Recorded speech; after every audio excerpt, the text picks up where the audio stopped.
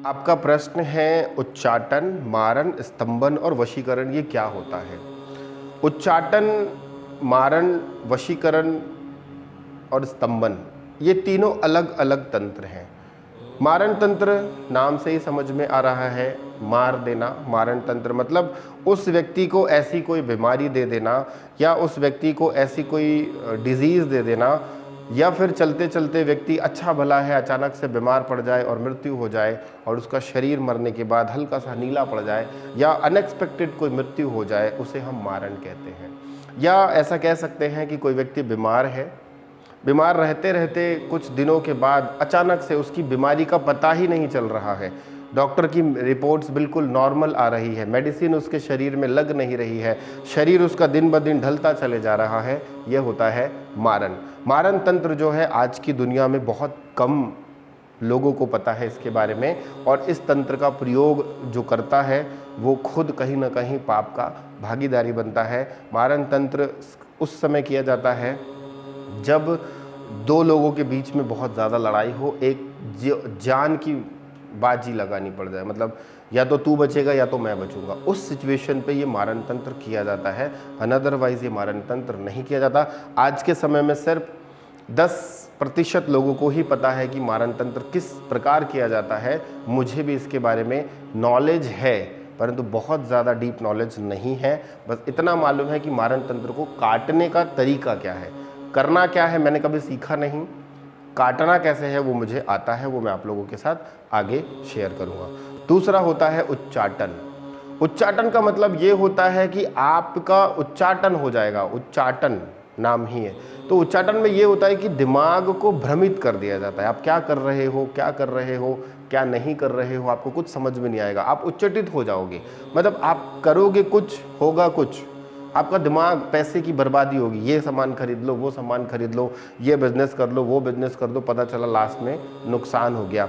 बेवजह पैसे खर्च होना, उच्चाटन मतलब आप खर्च करते चले जाओगे, कुछ भी करोगे, कैसा भी करोगे, सिर्फ और सिर्फ पैसे की बर्बादी, पूरी फैमिली की बर्बादी, और ओवरऑल आप लास्ट में देखोगे कि आपका उच्चाटन हो गया है, आपके पास कुछ है नहीं, आप बर्बाद हो चुके हो, आप बिल्कुल कंगाल हो चुके हो, सब कुछ आपका बिक गया, घर बिक गया, द्वार बिक गया, आपके पास कुछ भी नहीं है। ये होता है उच्चाटन। उच्चाटन तंत्र जो होता है ये नॉर्मल तंत्र है, ये छोटी मोटी चीज़ों से भी उच्चाटन किया जा सकता है। काटने का प्रयोग मैं आपको आगे बताऊंगा कि अगर उच्चाटन किया हुआ है तो उसे हम काटे कैसे। स्तंभन नाम ही है, स्तंभन। स्तंभन, स्तंभन का मतलब ये होता है कि आपके दिमाग को स्तंभित कर दिया जाता है। जैसे कि स्तंभ, स्तंभ मतलब हिंदी में स्तंभ होता है, उसको हम क्या कहते हैं, खंबा, ठीक है। स्तंभन, खंबा। स्तंभन का मतलब ये होता है कि खंबे के जैसा आपका दिमाग हो जाता है, आपके अंदर में सोचने समझने की बुद्धि को भ्रष्ट कर दिया जाता है। आप कुछ सोच नहीं सकते, आप कुछ समझ नहीं सकते, आप कोई काम नहीं कर सकते, आप सिर्फ और सिर्फ स्तंभित हो जाते हो। मतलब आपका जो दिमाग है वो एक जगह स्टक हो जाता है, ना आप इधर की सोचते हो ना उधर की सोचते हो, सिर्फ और सिर्फ पड़े रहते हो। लाइक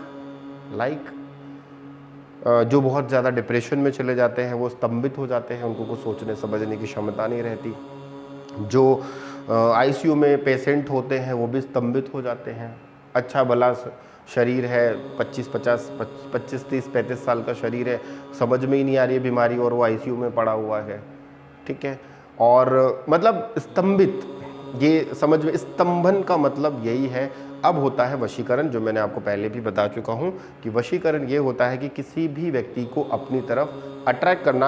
आज के समय में ये वशीकरण बहुत ज़्यादा चल रहा है। अब लोग अपना स्वार्थ निकालने के लिए ये वशीकरण का प्रयोग करते हैं। अब इस वशीकरण को काटने का भी उपाय मैंने आपको पहले दिया है। मारण, स्तंभन और उच्चाटन ये मैं नहीं बताया हूँ, मैं आगे बताऊँगा। तो ये 4 तंत्र होते हैं। शॉर्ट में बता देता हूँ वशीकरण को काटने का तरीका। आप तंत्र कोई भी हो, अगर मुस्लिम तंत्र है तो सिंपल सी बात है, आप सूअर के दांत लेकर आइए मार्केट से, 24 घंटे तक उसको आप पानी में डुबा के रखिए, गंगा जल में डुबा के रखिए, और उसके बाद उस लग रहा है, जिसके ऊपर आपको वशीकरण किया हुआ है, तंत्र किया हुआ है, वो पानी आप उस व्यक्ति को पिला दीजिए। आप देखोगे कि कुछ दिनों में धीरे धीरे ये हो जाएगा। ये फ्री वाला उपाय है। अब लगता है कि यार इससे फ़ायदा नहीं हुआ, तो फिर हम आगे की रेमेडीज़, जो मैंने आपको यंत्र बताया, जो हवन की सामग्री बताई है, वो आप हमारे यहाँ से परचेस कर सकते हो।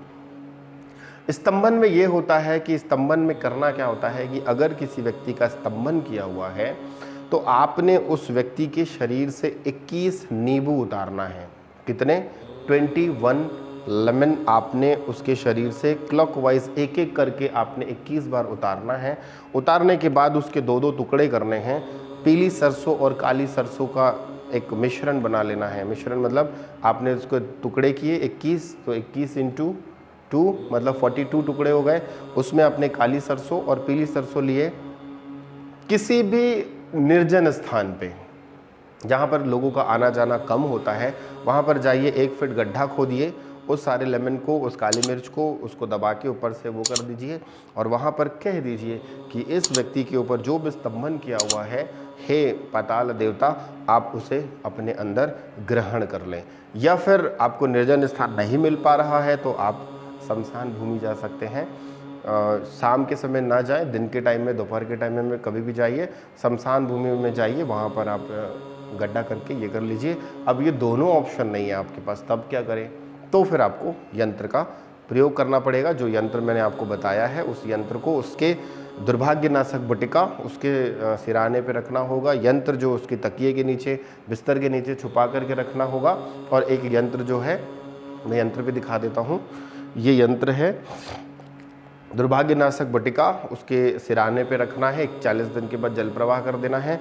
ये यंत्र आपने उसके घर के साउथ वेस्ट पे लगाना है। और ये जो छोटा वाला यंत्र है, आप उसके तकिए के नीचे, बेड के नीचे, या बॉक्स वाला बेड है उसके नीचे आप दबा के रख दीजिए। बिना धुला हुआ कपड़े में आप इसको लपेट करके, मौली धागे से बांध करके उसको घर के साउथ वेस्ट में, घर के बेड के नीचे आप रख दो, तो धीरे धीरे धीरे धीरे ये स्तंभन जो है वो कट जाएगा। अब उच्चाटन को हम कैसे काटें? उच्चाटन में बुद्धि भ्रष्ट हो जाती है, जो मैंने आपको बताया, बुद्धि इधर उधर इधर उच्चाटित हो जाती है। तब हम क्या करें? उच्चाटन के समय में सबसे पहले ये होता है कि आपको हवन की सामग्री लेनी होगी। उस हवन की सामग्री को लेने के बाद आपको उसका हवन करना होगा। ये उच्चाटन जो है वो बहुत, क्या बोलते हैं, तगड़ा होता है। इसके लिए थोड़ा सा हमें लंबी क्लास जाएगी। तो हवन की सामग्री आपको लेनी है, उसका हवन करना है। उसमें आपको पीली सरसों और काली मिर्च डालना है। हवन की सामग्री जो मैंने आप लोगों को लिखाई है वही हवन सामग्री रहेगी। उसमें पीली सरसों, काली मिर्च और एक चीज़ और जाएगी, उसमें आपका जाएगा, अभी बता दूंगा, मेरे दिमाग से थोड़ा सा हट रहा है। नाम बड़ा अच्छा है बट हट रहा है। हाँ, लौंग और इलायची, ये थोड़ा सा मिसिंग हो रहा था। लौंग, इलायची ये डाल करके आपको उसका हवन देना है। उस हवन की राख से उस व्यक्ति के नहाने के पानी में डालना है। और उस व्यक्ति को जो राख निकलेगी, जो भभूत निकलेगी, नहाने के पानी में डालना है। और उसके माथे पे तिलक लगा दें, अगर पॉसिबल है तो। नहीं है पॉसिबल तो उसके पानी में थोड़ा सा चुटकी भर डाल करके, मिक्स करके उस पानी को आप निरंतर पिलाइए। यंत्र उसके नाम से बनता है, वो भैरव जी के नाम से बनेगा या काली के नाम से बनेगा, वो डिपेंड करता है कि एनर्जी कितनी ज़्यादा डिस्टर्ब है। तो वो यंत्र उसके बिस्तर के नीचे रखें, उसको तंत्र धीरे धीरे धीरे खत्म हो जाएगा। अब यहाँ पर एक बात आएगी कि सर क्या तुरंत होगा? ऐसा कुछ नहीं होगा। मैंने आपको पहले भी बताया कि चीज़ें समय लगाती है। कोई भी चीज़ें अगर ख़राब हो रही हैं, कोई भी चीज़ें अब ख़राब हो रही हैं तो उसको ठीक होने में समय लगता है। अब कैसे? मान लो किसी व्यक्ति की हड्डी टूट गई, तो डॉक्टर के पास गया, डॉक्टर क्या किया? उसके ऊपर प्लास्टर चढ़ा दिया, तो क्या 2 दिन में हड्डी जुड़ जाती है? आप बोलेंगे नहीं सर, समय लगता है, मिनिमम 30 डेज़, 20 डेज़, 45 डेज़। अगर उसके अंदर में कैल्शियम की कमी है तो 3-3 महीने भी चले जाते हैं, राइट? वैसे ही आप एक घर को बनाना चाहते हैं, आप एक पुराना घर है, जेसीबी बुलाइए, तोड़ दीजिए, 2 दिन में वो टूट फूट के बराबर हो जाएगा मैदान। जब आप उस घर को बनाएंगे तो समय लगेगा, 2 महीने, 4 महीने, 6 महीने, 8 महीने, कभी कभी तो साल भर भी लग जाते हैं, 1-1 साल लग जाता है फिनिशिंग होते होते। क्लियर है? तो वैसे ही कोई भी तंत्र आसान है, नेगेटिव इफेक्ट करना बड़ा आसान है। किसी का हाथ पकड़ लो, ऐसे काट दो, कितना समय लगा? 1 सेकंड नहीं लगा, हाथ कट गया। अब वो बेचारा खून निकल रहा है, अब उसको ठीक कराने के लिए वो डॉक्टर के पास जाएगा, स्टिचेस लगाएगा, उसके ऊपर बैंडेज लगेंगे, उसको हील होने में कम से कम 2 दिन 4 दिन लगेगा। तो नेगेटिव इफेक्ट इंस्टेंट काम करता है और पॉजिटिव इफेक्ट को थोड़ा समय लगता है। वैसे ही एक पौधा उगने में समय लगता है, अब यूं करके उखाड़ लो, एक पल में खत्म। ये नेगेटिव इफेक्ट है। बात समझ में आ रही है? तो तंत्र जो है वो नेगेटिव इफेक्ट के लिए। भगवान शिव ने इस तंत्र को इसलिए नहीं बनाया कि आदमी दूसरे का नुकसान करे। भगवान शिव ने इस तंत्र को इसलिए बनाया कि वह अपनी सुरक्षा करे। परंतु आज के समय में कुछ लोग इसका व्यापार कर रहे हैं, कुछ लोग लोगों के जीवन के साथ खेल रहे हैं। खैर, दिक्कत तो कुछ नहीं है। दिक्कत ये होगी कि द लॉ ऑफ कर्मा, जैसा आप करेंगे वैसा आपको भोगना पड़ेगा। इसलिए मैं हमेशा काटने का उपाय बताता हूँ, करने का उपाय नहीं बताता। अभी तक हमारी क्लासेस हुई हैं, मैंने कहीं नहीं कहा है कि इसको ऐसा कर लो। मैंने कहा ऐसा करना है। मैंने आपको काटने का उपाय बताया। क्यों? क्योंकि मारने वाले से बचाने वाला बड़ा होता है। तो परमात्मा ने इस जीवन को दिया है, बड़े भाग्य मनुष्य तन पावा। तो भगवान ने इस शरीर को दिया है, इतना कष्ट भोगने के बाद हम इस जीवन में आए हैं, और कोई अननोइंगली लोग हमारे जीवन में आकर के हमें दुखी करें, परेशान करें, तो भगवान ने दोनों चीज़ें बनाई हैं। उन्होंने अगर आग बनाया है तो पानी भी बनाया है उसको बुझाने के लिए, राइट। अगर उन्होंने धूप दी है तो छाँव भी दी है बचने के लिए। तो इस जीवन में पॉजिटिव भी है तो नेगेटिव भी है। तो हम किस पहल पे चल रहे हैं? हम पॉजिटिव एंड पे चल रहे हैं, ताकि किसी के जीवन में कोई दिक्कत है तो वो उस चीज़ को ठीक कर ले, उस जीवन को अच्छा बना।